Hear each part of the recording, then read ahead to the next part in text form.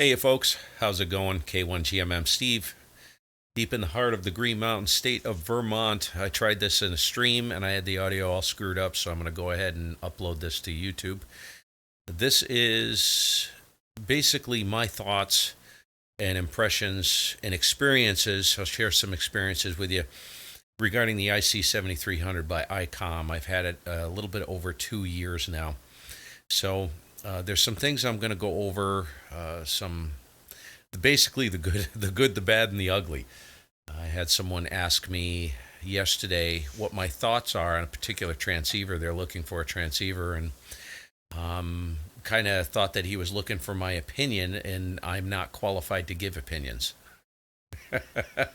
Opinions are like bungholes, and they all stink like a septic tank. So these are not my opinions, these are my experiences. Let's differentiate between the two.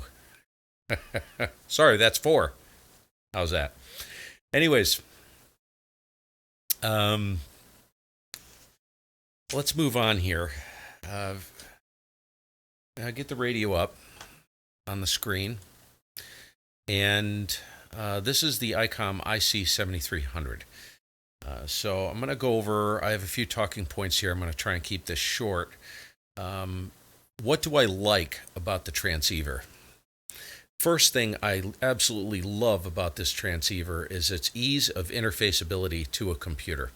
Basically, you download the driver and you install that said driver, plug the USB cable in the back of the transceiver, turn it on, plug it into the back of the computer, bang, that's it. It's done.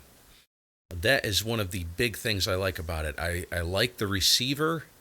I love the user interface, even though, yes, it is a touch screen, but I'm going to throw this out there, okay, for all you touch screen haters. I used to work in the restaurant industry, and I don't know if you've ever seen a POS terminal, but they are the tried and true standard terminals used in bars, restaurants, different places to take orders with and input information, yada, yada, yada. I don't know if you've ever seen what happens to those in a commercial environment. They are extremely durable. Basically, you'd have to smash them with a hammer. Touchscreen is not new technology. We all have cell phones. I've never had a touchscreen fail on a cell phone. So if you're worried about that, I'd say get over it. Anyways, I'll walk through a few things here. Yes, this is a menu-driven radio, but it is very intuitive, and it's very easy to navigate. I'm going to actually kick the other light on here. Okay, that will illuminate the front of the radio a little bit better. So you have your main menu. Okay, you can look through here. Basically, it's all touch. Bring up your audio scopes. Sorry about that. You're basically your spectrum scope with a waterfall.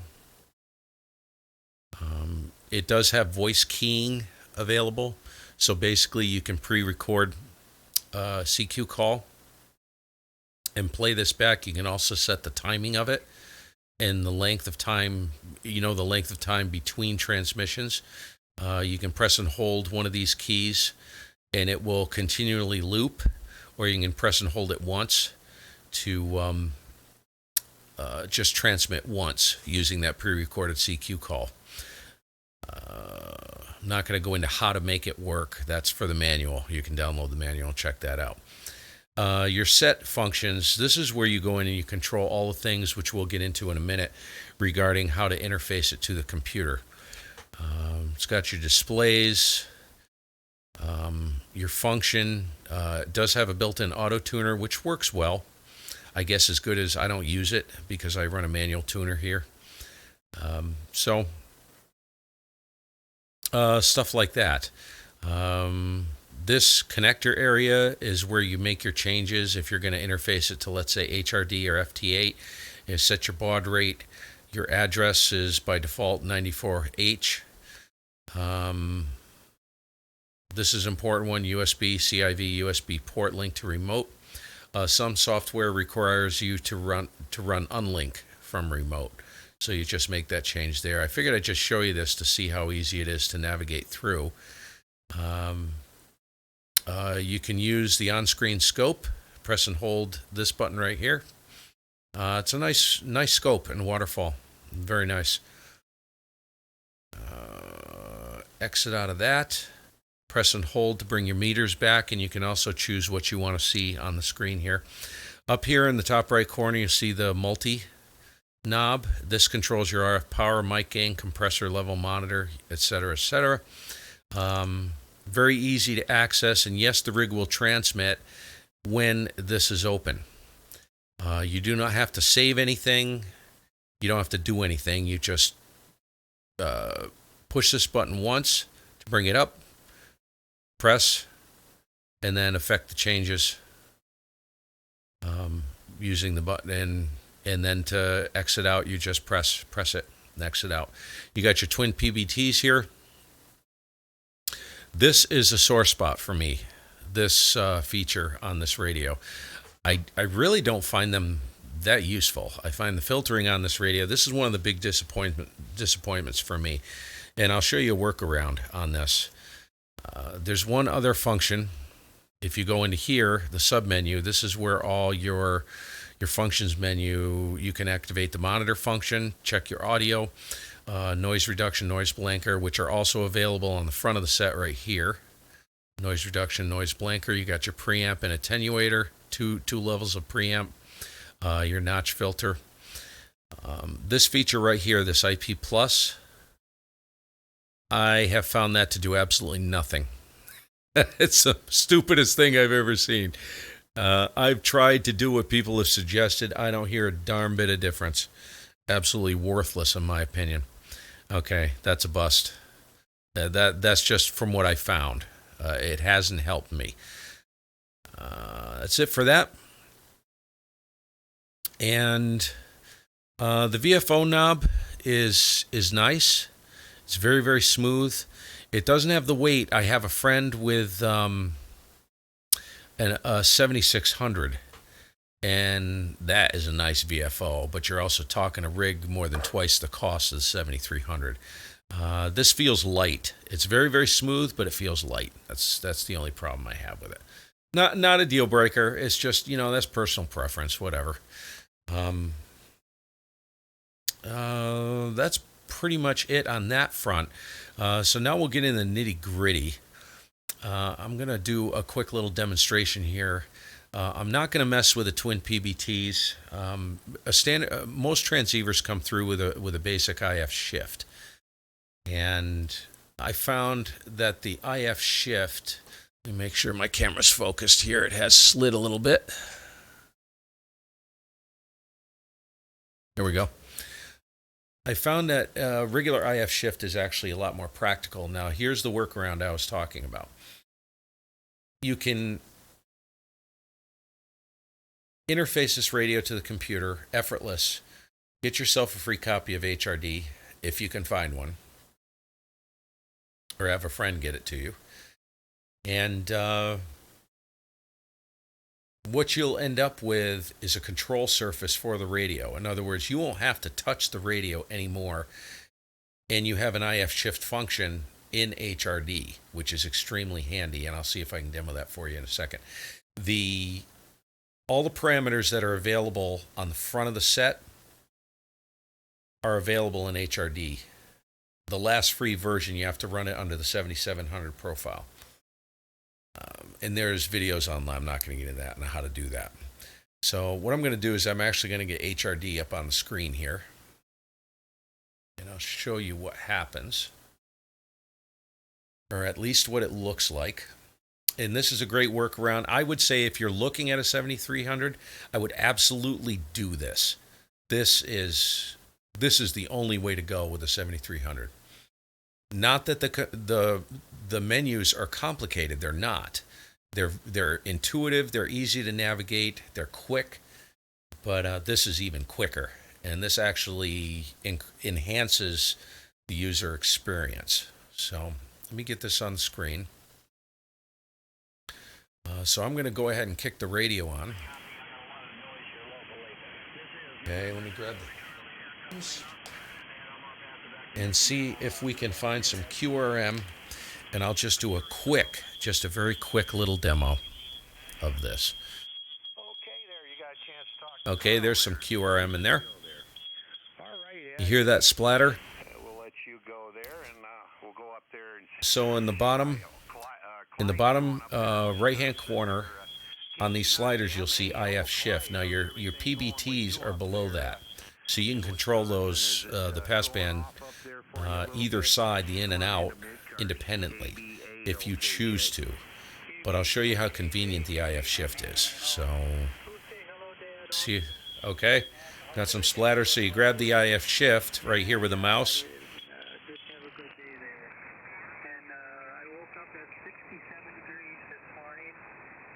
and just tweak it,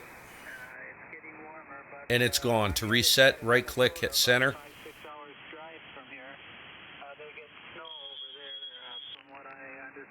See, there you go. That's all you got to do. That's the advantage of an IF shift. Okay, let me get back to the other screen.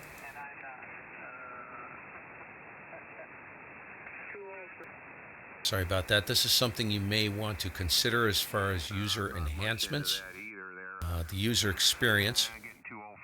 I'll show you what this is. This is HD SDR running. You can get what's called an IC7300 mod. I would absolutely do this. Pick up an RTL SDR, a $20 dongle for $20 off of Amazon.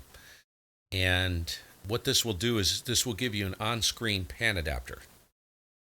And with this bridge to HRD, you basically get control over the radio. You'll notice, let me go out wide here. You'll notice when I change the pan adapter, it's just point and click anywhere you want to go. It takes the radio there. So if you watch in the top right-hand corner of the screen, you'll see the radio move. So let's go up here. It's instantaneous. Very, very handy. Very rapid for sweeping the band. Absolutely invaluable in a contest environment. If you're looking for maximum speed and efficiency, it's phenomenal. Okay, that's it for that stuff.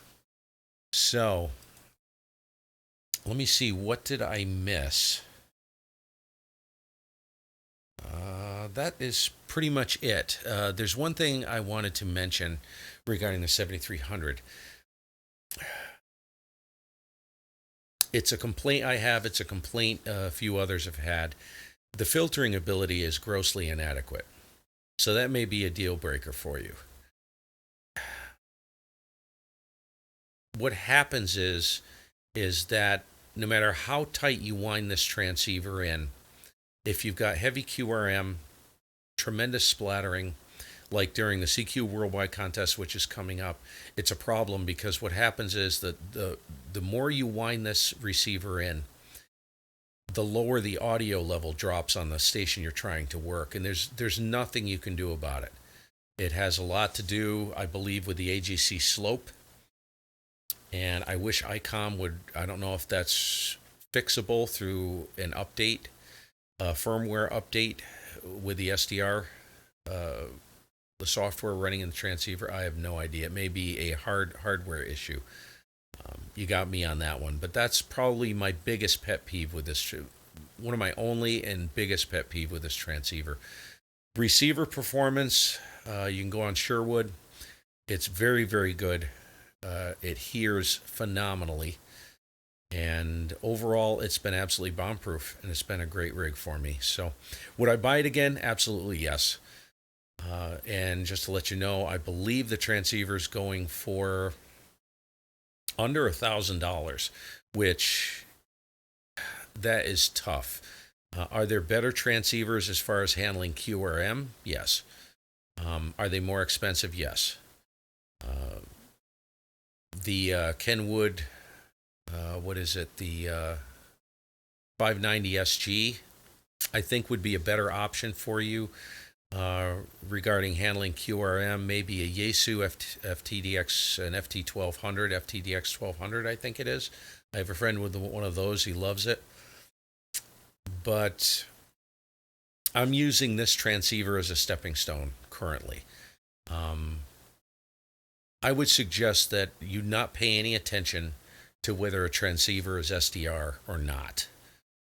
That to me doesn't make any difference, because what I found with running HD SDRs as a panadapter, you can monitor through that, and the power of it is exponentially is just over the top.